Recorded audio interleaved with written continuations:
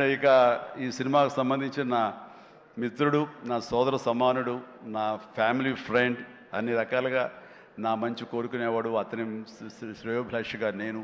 అలాంటి వెంకీ ఈ సినిమాలో ఉండాలని కోరుకున్నది నేను. అది కోరుకున్నందుకు ఉండేలా చేసినటువంటి అనిల్కి, ఆ తర్వాత 4-5 రోజులు 7-8 రోజులు ఎన్ని రోజులు కానీ ప్రతిరోజు నవ్వులు సెట్లో తమాషాలు అసలు ఎంత అంటే అంత ఇంత కాదు. అండ్ యంగ్స్టర్స్ ఫీల్ అవుతారు, టీనేజ్ బాయ్స్ అలా ఫీల్ అయిపోయి ఇద్దరం. ఆహా ఓ యా ఇదే అల్లరి ఇదే రకంగా ఉంటుండేది. అందుకని ఆ సినిమాలో అప్పటిదాకా ఏముండదండి, చిరాగా ఉంటాడు. టేక్ అనగానే ఒకసారి ఎక్కడి నుంచి వస్తావు అంటే ఇలా అసలు అంతా ఇదో కాదు. అండ్ నా సాంగ్స్కి అతను డ్యాన్స్ చేయటం, అతని సాంగ్ నేను రిపీట్ చేయటం, ఇలాంటి కాన్సెప్ట్ పెట్టి ఇద్దరి మధ్య బ్యాలెన్స్ చేసి ఎవ్వరికి అసంతృప్తి లేకుండా చేసి well knitted film with 2 super stars, 2 big stars అన్న కలిసి తన తెలివితేటలను ప్రదర్శించుకున్నాడు అనిల్ రియల్గానే. ఇతని డైరెక్షను, ఇతను కన్సీవ్ చేసినటువంటి ఆ సాంగ్, ఆ సీన్స్, ఇవన్నీ కూడాను అది వెంకీ ఇంట్రో కానీ అవన్నీ చూస్తుంటే ఎంత ప్లాన్ చేశాడు, ఎంత బాగా ఆలోచించాడు అంటే అంత ఇంత కాదు. అండ్ అందుకని ఎంత పెద్ద యాక్టర్లతోనే సరే, ఎంత పెద్ద సినిమాని సరే హ్యాండిల్ చేసేంత క్యాపబిలిటీస్ ఉన్నటువంటి ఫ్యూచర్, మన Telugu industry future Anil Ravipudi. And Anil Ravipudi నాతో సినిమా మళ్ళీ చేస్తావా లేదా అది నీ ఇష్టం. అది ఎందుకంటే కారు వచ్చేసింది ఇంకెందుకులే అనుకోవచ్చు, నువ్వు పని అయిపోయిందని. లేకపోతే చెప్పు హెలికాప్టర్ ఇస్తావు, చెప్పు మళ్ళీ చేస్తానంటావు. కాబట్టి అది కాదు కానీ నిజంగానే నాకైతే ఇమ్మీడియట్గా మరొక సక్సెస్, ఇంకో షూటింగ్ కావాలి, మరొక సినిమా కావాలి కాదు, కానీ ఈ సినిమా చేస్తున్నప్పుడు ఎక్స్పీరియన్స్ ఉంది, అది మాత్రం నిజంగా మళ్ళీ ఎంజాయ్ చేయాలని నేను కోరుకుంటున్నాను, వెంకీ లాంటి మనిషి కోరుకుంటున్నాడు.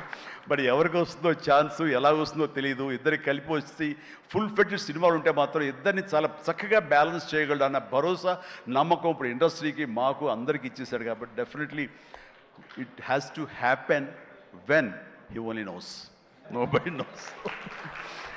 అండ్ ఇక సుష్మిత ముందు సాహు గురించి చెప్పాలి. వెరీ కంపోజ్డ్ పర్సన్, నవ్వే గగనం అన్నట్లుగా అసలు నవ్వటం కూడా ఉండదు. ఏ మనిషి సీరియస్ మనిషి ఏమో అనుకుంటాను. హాయ్ గుడ్ మార్నింగ్ సాహు అంటే సార్ అంతే, హలో అంతే తప్ప మళ్ళీ ఇంక రోజంతా ఏదో ఉంటుంది, మరీ ఏదో ఇంట్రెస్టింగ్ ఉంటుంది. అలాంటిది ఈ సినిమా ఫస్ట్ టైం రషెస్ చూసిన తర్వాత వచ్చి మాట్లాడాడు, తెగ మాట్లాడి కొట్టేస్తామండి. ఇంకా అసలు సినిమా మిగతా సినిమా చూడాల్సిన అవసరం లేదు, చాలా బాగుంది, థియేటర్లో చూసుకోవటమే అదిరిపోయింది అని అంటే అతను ఆ మాత్రం ఎక్స్ప్రెషన్ ఇవ్వటం అనేది చాలా పెద్ద విషయం అండి. అన్నాడంటే కనుక సినిమా అంత గ్రేట్ హిట్ అయిపోతుంది అని అన్నాడు. ఆ రోజే ఈ విజయం గురించి ముందుగా హింట్ ఇచ్చిన వ్యక్తి సాహు గారపాటి. అండ్ తన కంపోజ్డ్ నేచర్ కానివ్వండి, తను చిన్న వయసులోనే తీసిన సినిమాలు తక్కువైనా సరే వాటిని సమర్థవంతంగా వాటిని తెరపైన సెట్స్ పైన నడిపించిన విధానం కానివ్వండి, అటు ఎగ్జిబిట్ చేసిన విధానం కానివ్వండి, అది చాలా బాగుంది. అండ్ ఆర్టిస్టులు అందరినీ కూడా చాలా బాగా చూసుకున్నాడు. ముఖ్యంగా వాళ్ళ వైఫ్ అర్చన కూడా ఒక ఫ్యామిలీలాగా కలిసిపోయింది అనమాట. And thank you so much. మళ్ళీ ఇంకోసారి కూడా చెప్పే అవకాశం ఇంకో స్టేజ్ మీద ఇస్తారనుకుంటున్నాను మీరంతా. Thank you so much. ఇక సుష్మిత విషయం నేను చెప్పాల్సి వస్తే, తను ఈ ఇండస్ట్రీలో తను రావాలి అని నిర్ణయించుకున్న తర్వాత ఫస్ట్ చెప్పింది రామ్ చరణ్కి, రా అని అక్క, నువ్వు డెఫినెట్లీ దిస్ గ్రేట్ ఇండస్ట్రీ, మనం ఇక్కడ అందరినీ మనం కనుక ఇక్కడ మనకి ఏం కావాలి, ఏ బ్రాంచ్లో మనం వెళ్ళాలి అని అంటే నాకు అదేమి లేదు. సినిమా ఇండస్ట్రీ నేను రాణించగలను అనేది నాకు ఐడియా లేదు.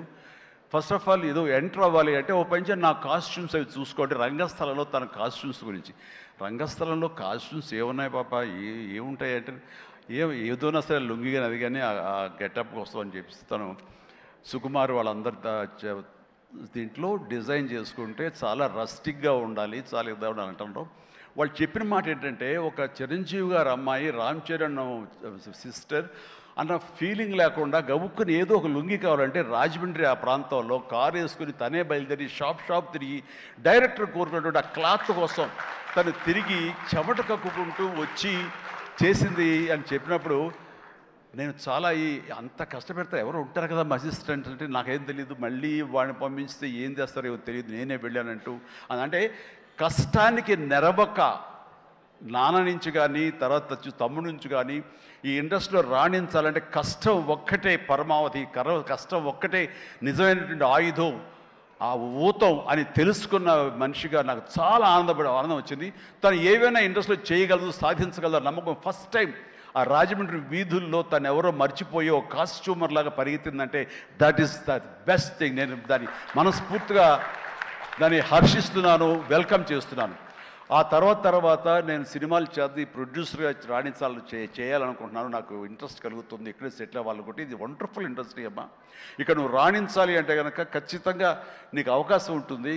ఇది ఒక దీనిలాగా ఎంతమంది వచ్చినా సరే అంతమందికి ప్లేస్ ఉంటుంది. అది ఎవరు రాణిస్తారు ఎవరు రాణించరు అనేది మన వ్యక్తిగత కష్టాన్ని బట్టి, మన యొక్క గోల్స్ని బట్టి ఉంటాయి ఇక్కడ.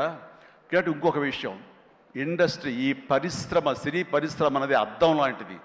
మనం ఎలాగా ఉంటామో మన స్వభావం కానీ, మన ఆహార్యం కానీ, మన థాట్స్ కానీ, మన భావాలు కానీ, ఇవన్నీ మన వ్యక్తిత్వం కానీ ఎలా ఉంటుందో అలాగే మనకి రిజల్ట్ కనబడుతుంటుంది. ఆ అద్దం కూడా మనం అలాగే చూస్తుంది, ఇండస్ట్రీ కూడా అలాగే మనకి రిజల్ట్ ఇస్తుంటుంది. నీ వ్యక్తిత్వం బాగుండాలి, నీ అప్రోచ్ బాగుండాలి, నీ కష్టం బాగుండాలి, అంతకంత రిజల్ట్ ఇస్తానే ఉంటుంది ఇండస్ట్రీలో. దీన్ని కేర్లెస్గా ఉన్నా సరే, ఒక యాటిట్యూడ్ ఉన్నా సరే, చూద్దామని అప్రముఖంతో ఉన్నా సరే, అది కూడా నీ పట్ల అప్రముఖంగానే ఉంటుంది. ఏది అంతంత మాత్రంగా చూస్తుంది. నేను అనుభవపూర్వకంగా చెప్తాను. అన్నప్పుడు నేను ఫస్ట్ సినిమా చేయాలనుకుంటే మా ఇంట్లో ఉన్న హీరోస్ తోటి ఏ హీరో తను కాదంటారు? ప్రతి ఒక్కరిని ప్రతిరోజు కలుస్తుంది. ఒక కత్తి తెచ్చుకుంటే ఏ హీరో తను కాదంటారు. కానీ నేను వాళ్ళతో చేయండి డాడీ, నేను ఫస్ట్ ఆఫ్ ఆల్ ఎక్స్పీరియన్స్ సంపాదించాలి, గ్రౌండ్ రియాలిటీ తెలుసుకోవాలి అంటూ తను వెబ్ సిరీస్ మొదలుపెట్టింది, వెబ్ ఫిల్మ్స్ మొదలుపెట్టింది. అమ్మా ఏదో లాభం ఉంటుందంటే లాభం ఉండదు డాడీ, ఏదో లక్షల్లో మిగులుతుంది లేదని ఒకసారి అది కూడా ఇదైపోతాయి. కానీ నాకు ఎక్స్పీరియన్స్ గెయిన్ చేస్తాను, ఎక్కడెక్కడ ఏమిటి ఎన్ని డిపార్ట్మెంట్లు ఉంటాయంటూ ప్రతి డిపార్ట్మెంట్ని చవి చూస్తూ దానిలో ఒక ఎక్స్పీరియన్స్ గెయిన్ చేస్తూ, అలాగే తన ఫిలిమ్స్ తీసింది, చిన్న ఫిలిమ్స్ చిన్న హీరోలతో చేసినప్పుడు తను ఒక కాన్ఫిడెన్స్ గెయిన్ చేసుకుంది. అంతేగాని మాకు రెడీమేడ్ కేక్ వాక్ ఇక్కడ సినిమా తీయటం, మా అండదండలో నాన్నగారు వాళ్ళందరూ ఉన్నారు కాబట్టి అది అనుకోలేదు. అలాగే ఎవరితోటో నువ్వు పార్ట్నర్షిప్ తోటి నాతో సినిమా చేయమంటే వాళ్ళు అన్నారు, అయ్యో అమ్మ నువ్వేమి పెట్టక్కల, నువ్వేమి రావక్కర్లేదు, సినిమా మేము చేసేస్తాము, నీ పేరు వేసేస్తాము, లాస్ట్కి వస్తారు ఇదిగో ఇంత డబ్బని ఇచ్చేస్తామా, ఏం వర్రీ అవ్వకమ్మా అంటే అస్సలు నాకు వద్దుడని నేను వెళ్తే సినిమా చేయను, అందుకు అది బ్యానర్ పేరు నేను చెప్పను అనేసరికి అలాగే ఏమంటే కాదండి నాకు ఎక్స్పీరియన్స్ కావాలి, నేను పని చేయాలి, నేను డబ్బు పెట్టుబడి పెట్టాలి, పెట్టిన తర్వాత మంచి వచ్చే ప్రతి పైసాకి నేను తినడానికి, నేను అనుభవించడానికి నాకు అర్హత ఉంటుంది కాబట్టి నేను చస్తే ఆ సినిమా చేయాలి. ఆ సినిమా క్యాన్సిల్ చేసుకుంది. సో వదిలేశాను నేను. సాహుతోటి సినిమా అన్న తర్వాత సాహు తను కూర్చుని చెప్పండి మీరు ఎంత పెడతారు, నేను అంతే పెడతానని సగం డబ్బు సొంతంగా పెట్టింది, మిగతా డబ్బు బయట నుంచి అప్పు తీసుకొచ్చింది, పెట్టిందే తప్ప నేనైతే న్యాయపైస ఇవ్వలేదు. ఆ పైపెచ్చు ఇద్దరి నుంచి నాకు టైంకి కావాల్సిన రెమ్యునరేషన్ ఆయా సమయాల్లో నేను తీసుకుంటూనే ఉన్నాను తప్ప అది నేను ఇవ్వలేదు. అంత ప్రొఫెషనల్గా బిహేవ్ చేసింది. ఈ రోజున ఈ రిజల్ట్లో సాహు ఎంతగా అనుభవిస్తున్నాడో, ఒక నా సినిమాని గర్వంతో నేను పెట్టుబడి పెట్టి డబ్బు సంపాదించుకుంటున్నాను అదే గర్వంతో తను కూడా ఉంది. కాబట్టి ఈ రోజున ఒక డాటర్గా సుష్మిత చూస్తే నేను గర్వపడుతున్నాను, ఎప్రిషియేట్ చేస్తున్నాను, మనస్ఫూర్తిగా ఒక బిడ్డగా నేను గర్వపడుతున్నాను. థ్యాంక్స్ రా, యూ డిజర్వ్ ఇట్.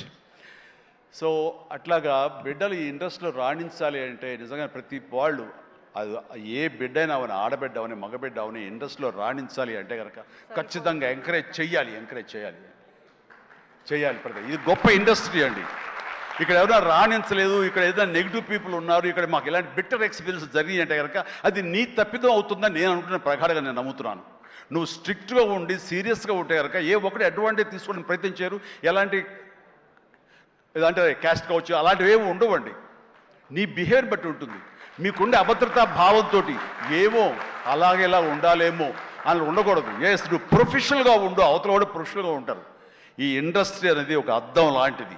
నువ్వేమి ఇస్తావు తిరిగి నీకు అదే వస్తుంది. కాబట్టి ప్రతి ఒక్కరికి ధైర్యంగా పరిశ్రమకు రావాలి అనుకుంటే కనుక కృత నిశ్చయంతో, దృఢ సంకల్పంతో, హార్డ్ వర్క్ని ఆసరాగా చేసుకుని రండి. ఇది గొప్ప ఇండస్ట్రీ. మీరు అందరూ రాణిస్తారు, చేస్తారు. అది ఆడబిడ్డలు కానివ్వండి, మగవాళ్ళు కానివ్వండి, ఎవరైనా సరే. సో అది నేను వెల్కమ్ చేస్తున్నాను. దానికి ప్రత్యక్ష సాక్ష్యం సుష్మిత, అలాగే దత్తు గారి పిల్లలు స్వప్న దత్ ఇలాంటి వాళ్ళందరూ కూడా ఎంతోమంది, ఇది ప్రధానంగా ఇంత డిస్ట్రిబ్యూటర్స్ తరపున మాట్లాడిన సుప్రియ, వీళ్ళందరూ కూడా ఆ స్థాయి వాళ్ళు. అండ్ తర్వాత ఇక లాస్ట్